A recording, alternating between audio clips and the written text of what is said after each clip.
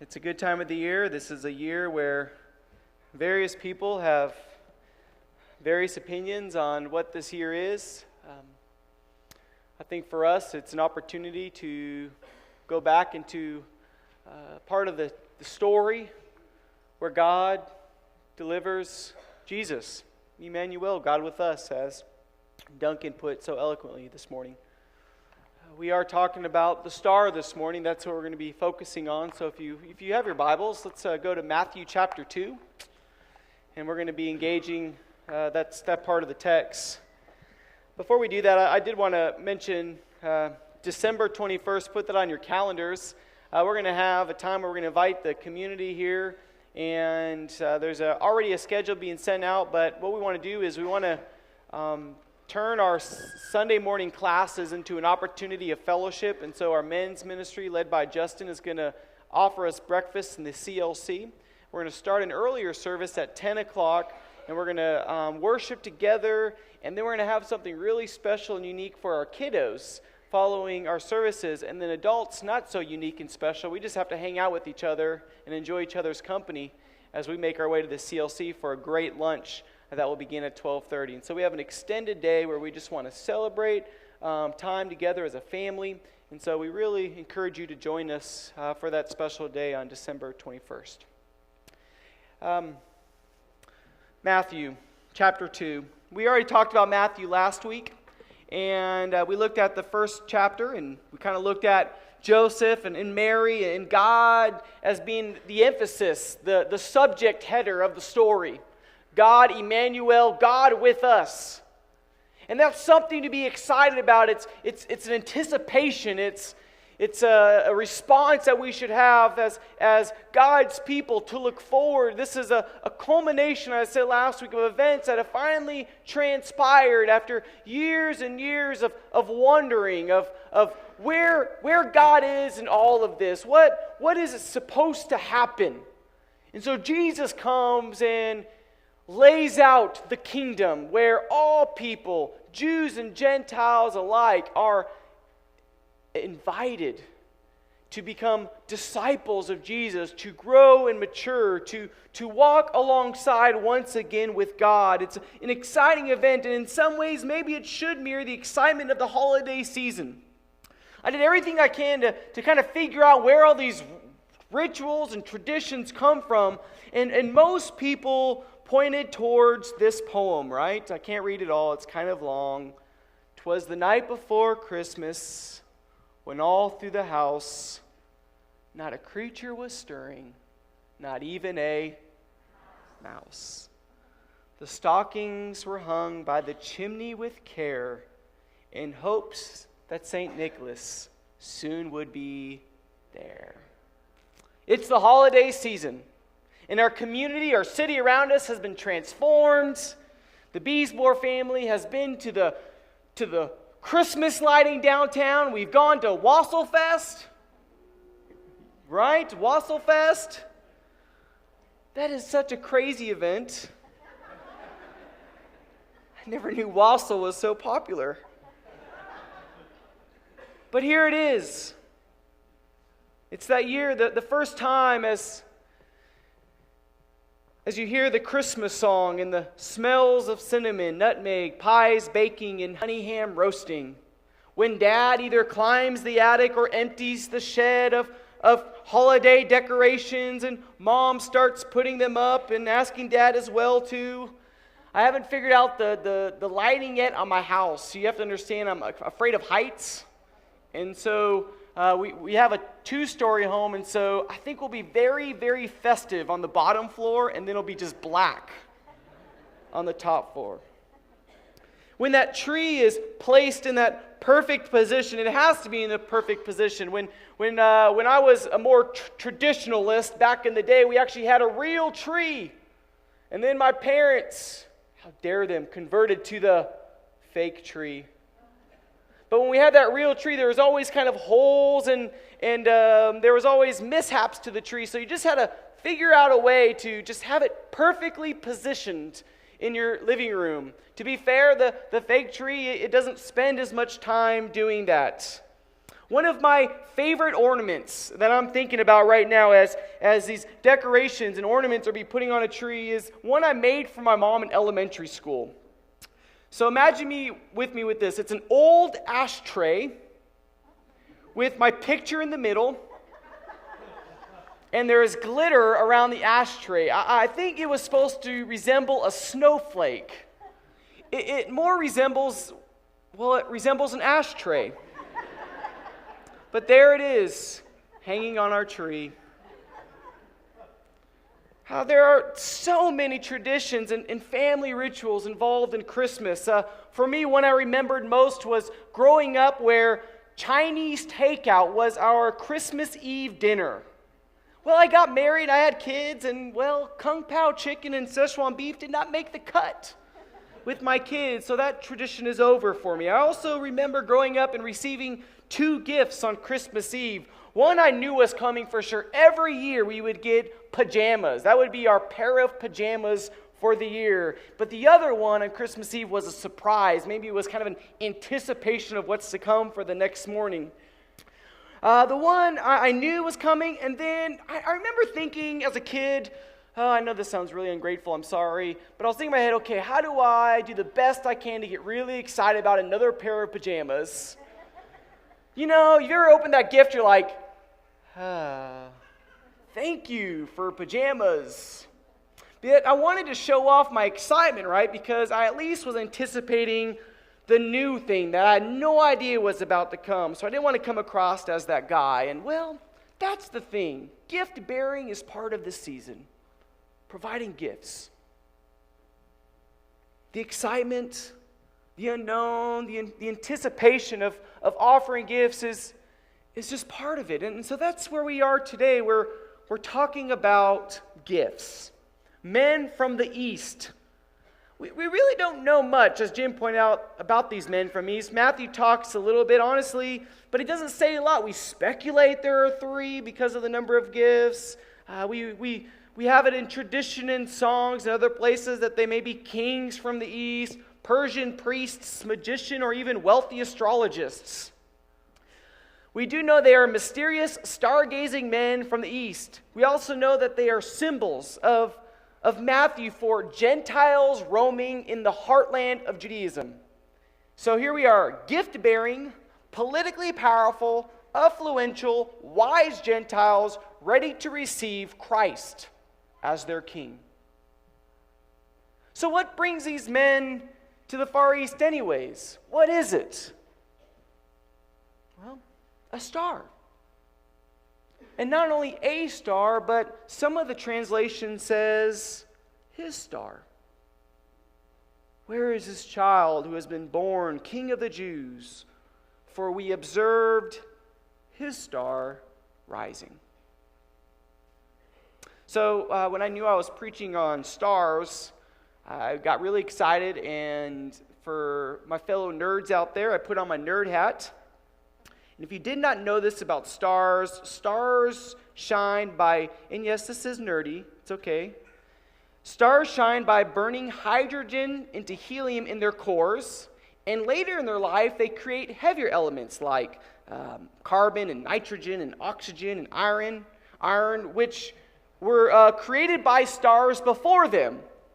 So literally after a star burns out of fuel, it ejects much of this material back into space, and new stars are formed from this material. So, hey, stars are recycled.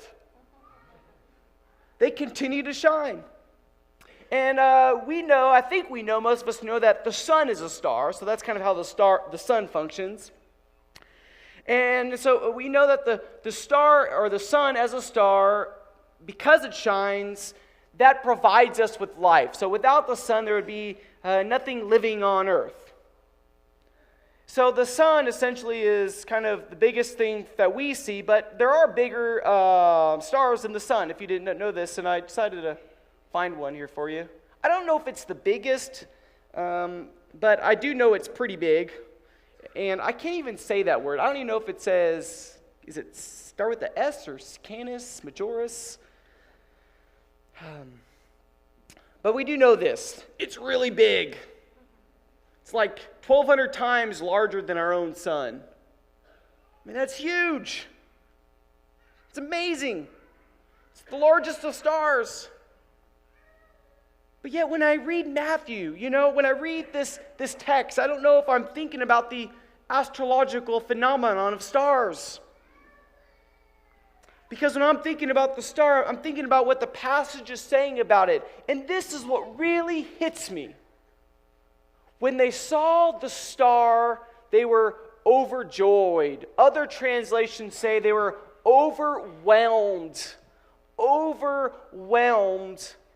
with joy. And that's where we land ourselves this morning. Something amazing happens to these wise men from the east.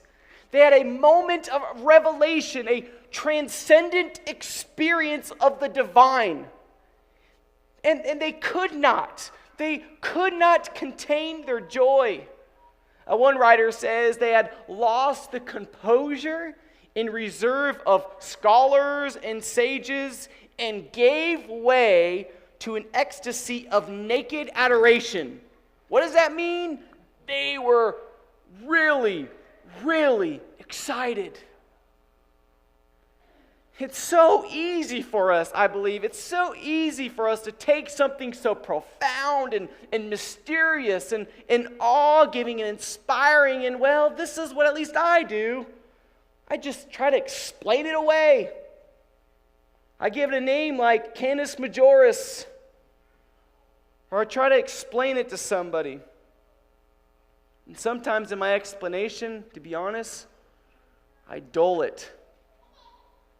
And this morning, I'm here to tell you that the coming of Christ is supposed to be exciting and worth being joyous about.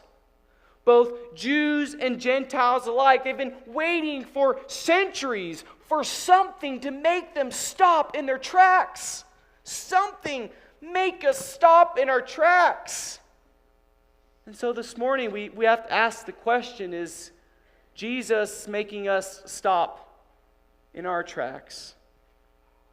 When we hear the Christmas song and the smells of cinnamon and nutmeg and pies baking and honey ham roasting, when Dad climbs the attic or takes the stuff out of the shed, when Mom decorates, when the tree is placed in the perfect place and the ornaments go up, when we see our ashtray hanging on the Christmas tree, Christmas Eve, Chinese takeout, and whatever those traditions are that we reminisce, that we experience, that we laugh, that we cry, that we celebrate. We go looking for Christmas lights in the neighborhood. Some of us even get extra time off from work. Whatever those things are, I have to wonder, is that what stopped these wise men from stopping in their tracks? I mean, they had gifts of their own in their hands. Gold, frankincense, and myrrh. I think it was a week or two ago I talked about somebody marrying a guy named Now we're talking about myrrh. Does anyone really know what frankincense and myrrh are? Well, they come from a tree sap. They're a fragrant, a perfume. The sap they come from is pretty rare, and so this is an important trade commodity, which would suggest that these men from the East are fairly wealthy, affluential people. So we know what gold is. But what's really cool about the functionality of frankincense and myrrh is this. They're used for personal, medicinal uses for multiple symptoms. So you can use it as a fragrance. You can use it for medicine. And it's even used for religious ceremonies. Frankincense was often burned to symbolize prayer, rising to the heavens like smoke, while myrrh was often used for burials, symbolizing death. This is the perfect gift to give a king, especially Jesus as king. A poor woman giving birth to a child in a barn, and she's giving a multifunctional ointment that will offer her cleanliness and healthiness in all aspects of her life, physically, spiritually, in any way. Nothing can be better than this gift. Reminds me of gift giving. And I appreciate gift giving now more as a parent.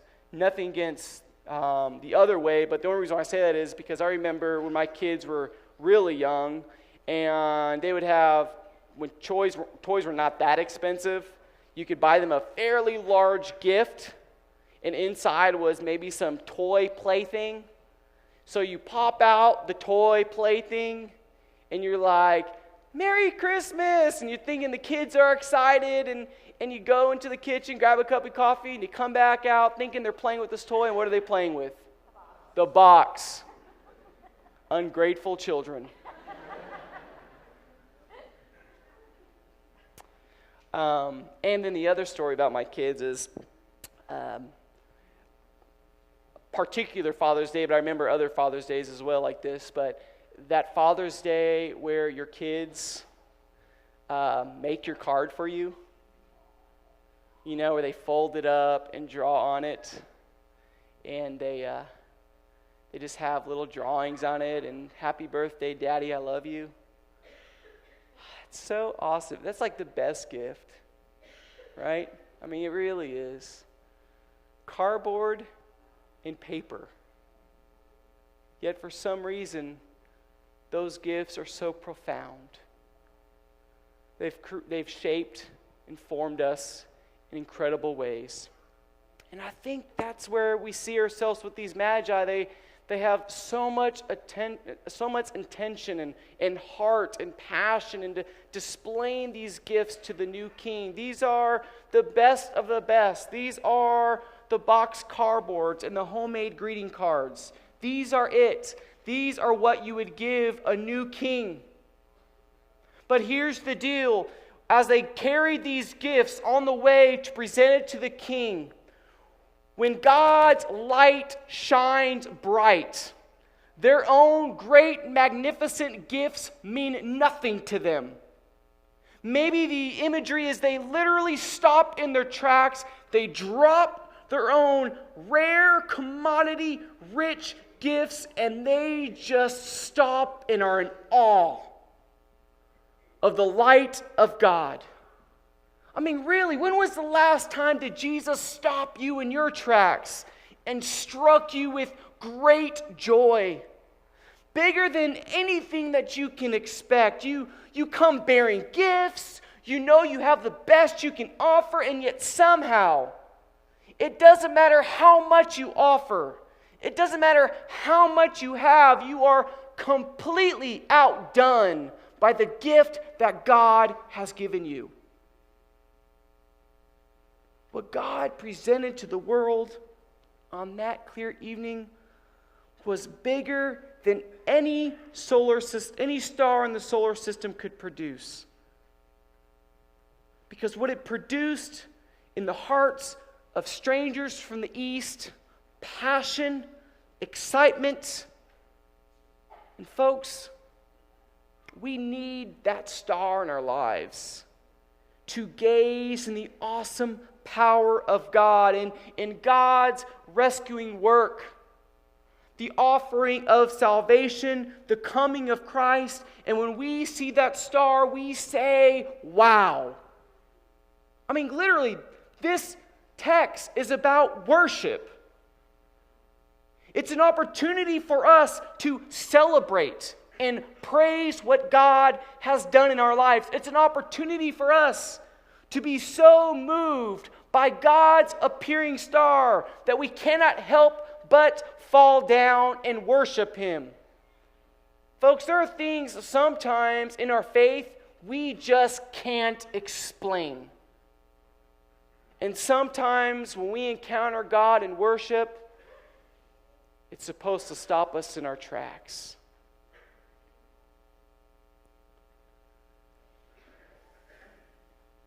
What kind of worshiping church are we?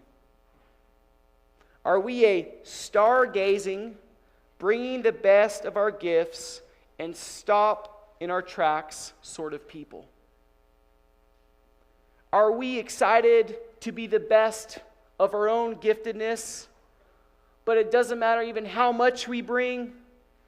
That when God shows up, when Jesus Christ, the Messiah, shows up, that it literally stops everything we have.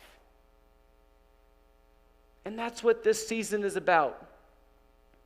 It's an invitation for young and new Christians alike to seek out God's awesome radiance, to get excited and passionate about what God has delivered, to worship Jesus Christ, and to pay homage to the Son of God, Emmanuel, God with us. That's something to worship about, something to get excited about. And all of God's people say, amen.